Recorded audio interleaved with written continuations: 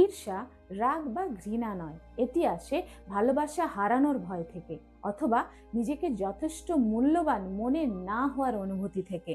যারা তীব্র ঈর্ষায় ভোগেন তারা দৈনন্দিন জীবনের ভারসাম্য নষ্ট করে ফেলেন।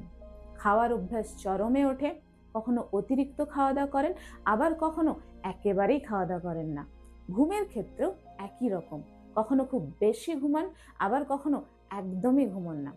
আসলে ঈর্ষার মূল কারণ হলো অনিরাপত্তা, নিজের সঙ্গে অন্যের অবিরাম তুলনা, সব সময় এগিয়ে থাকার একটা চাপ, প্রথম হওয়ার তাগিদ, সেরা হওয়া, নির্বাচিত হওয়ার আকাঙ্ক্ষা। কখনো কখনো ঈর্ষা মানুষকে আরো বেশি অর্জনের দিকে ঠেলে দেয়, কিন্তু যখন তা অচেতন অবস্থায় থেকে যায় তখন সেটাই হয়ে ওঠে মানসিক চাপ আর ভেতরের অস্থিরতার কারণ। এই স্বভাব লুকিয়ে থাকে না, এটি স্পষ্টভাবে ধরা পড়ে আপনার হাতের লেখার চাপ, আপনার স্ট্রোক আর গঠনের মাধ্যমে। এই কারণে ঈর্ষা একটি রেড ফ্ল্যাগ, এটা আপনার হাতের লেখায় থাকা উচিত নয়। যখন হাতের লেখা পরিবর্তন করা হয় তখন ভেতরের আবেগগত প্যাটার্নও বদলাতে শুরু করে। গ্রাফোথেরাপির মাধ্যমে এই অনিরাপত্তা মুক্ত করা সম্ভব এবং মানসিক ভারসাম্য ফিরে আসতে পারে।